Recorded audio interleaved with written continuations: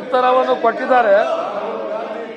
ನಾನು ಕೇಳಿದ್ದು ಕಲಬುರಗಿ ಜಿಲ್ಲೆ ಆಳಂದ ತಾಲೂಕಿನ ಸಂಗೋಳಿ ಗ್ರಾಮದ ಸರ್ಕಾರಿ ಹಿರಿಯ ಪ್ರಾಥಮಿಕ ಶಾಲೆಯ ಕಟ್ಟಡ ತಾರಸಿಯ ಗಾರೆ ಕುಸಿದು ಬಿದ್ದಿರುವ ಸರ್ಕಾರದ ಗಮನಕ್ಕೆ ಬಂದಿದೆ. ಭಾನುವಾರ ರಜೆ ಇದ್ದುದರಿಂದ ಅನಾಹುತ ತಪ್ಪಿರು ನಿಜವೇ ಅಂತ ಕೇಳಿದ್ದೇನೆ. ತಾವು ಇದು ನಿಜವಂತ ಹೇಳಿದ್ದೀರಿ ನಿಮ್ಮ ಉತ್ತರದಲ್ಲಿ. ಈಗ ರವಿವಾರ ಇತ್ತು ಸರ್, ಅವತ್ತು ರವಿವಾರ ಇತ್ತು. ಒಂದು ವೇಳೆ ವರ್ಕಿಂಗ್ ಡೇ ಇತ್ತು ಅಂದ್ರೆ ಅಲ್ಲಿದ್ದಂತೆಲ್ಲ 106 ಮಕ್ಕಳು ಸತ್ತು ಹೋಗ್ತೀವಲ್ಲ ಸರ್. ಅದಕ್ಕೆ ಈ ಪ್ರಕರಣ ಹಿಂಗಾಗಿದ್ದು ಹೌದು, ನಾನು ನಮ್ಮ ನಾಲೆಜ್ ಬಂದಿದೆ ಅಂತ ಹೇಳಿದ್ರೆ ಇದಕ್ಕೆ ಏನು ಕ್ರಮ ಕೈಗೊಂಡಿದ್ದಮ್ಮ ನನಗೆ ಹೇಳಿಲ್ಲ, ಇದರ ಏನು ಹೇಳಿಲ್ಲ. ತಾವು ಕೇವಲ ಉತ್ತರದಲ್ಲಿ ಹೌದು ಅಂತ ಹೇಳಿದ್ದೀರಿ. ಆಮೇಲೆ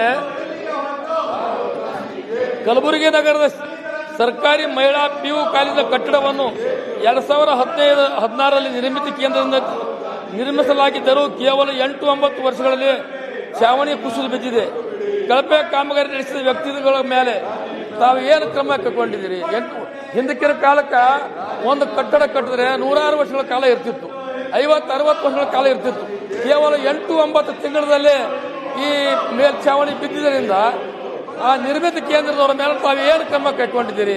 ಅವ್ರಿಗೇನು ಬ್ಲ್ಯಾಕ್ ಲಿಸ್ಟ್ ಸೇರಿಸಿದ್ರೆ ಅಥವಾ ಅವ್ರ ಮೇಲೆ ತನಿಖೆ ಶುರು ಮಾಡಿದ್ರೆ ಅದನ್ನು ತಾವು ಹೇಳಿಲ್ಲ ತಮ್ಮ ಉತ್ತರದಲ್ಲಿ. ಮತ್ತು ಮಹಿಳಾ PU ಕಾಲೇಜಿನ ಮೇಲ್ಛಾವಣಿಯನ್ನು ನಿರ್ಮಿತ ಕೇಂದ್ರದವರು ತಾತ್ಕಾಲಿಕವಾಗಿ ಸರಿಪಡಿಸಿದ್ದಾರೆ ಎಂದು ತಿಳಿಸಿದ್ದೀರಿ. ವಿದ್ಯಾರ್ಥಿನಿಯರ ಪ್ರಾಣ ರಕ್ಷಣೆ ವಿಷಯದಲ್ಲಿ ಈ ತಾತ್ಕಾಲಿಕ ದುರಸ್ತಿ ಸುರಕ್ಷಿತವೇ? ಪೂರ್ಣ ಪ್ರಮಾಣದ ಭದ್ರತಾ ತಪಾಸಣೆ ಸ್ಟ್ರಕ್ಚರಲ್ ಆಡಿಟ್ ನಡೆಸಲಾಗಿದೆ ಅಂತ ತಮ್ಮ ಗಮನಕ್ಕೆ ತರಬಯಸುತ್ತೇನೆ.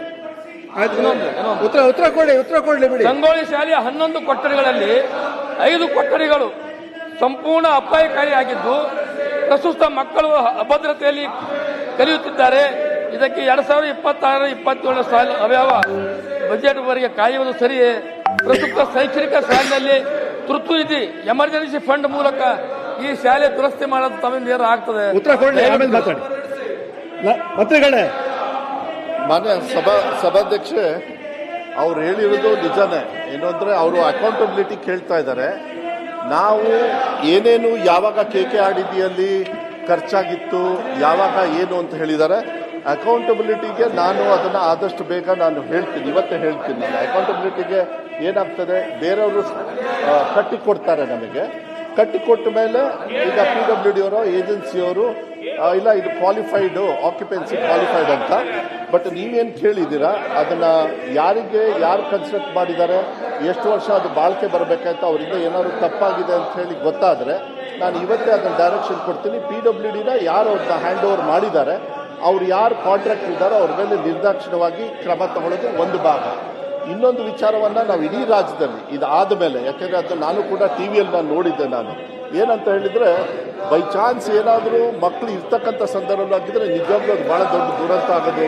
ಮಾನ್ಯ ಸಭಾಪತಿಗಳೇ, ನಾನು ಆಗಲೇ ಅಧಿಕಾರಿಗಳು ಕೂಡ ಆ ಸಂದರ್ಭದಲ್ಲೇ ನಾನು ಹೇಳಿದ್ದೆ. ಯಾಕೆಂದರೆ ಈ 2 months ಗ್ಯಾಪ್ ಬೇರೆ ಬಂತು.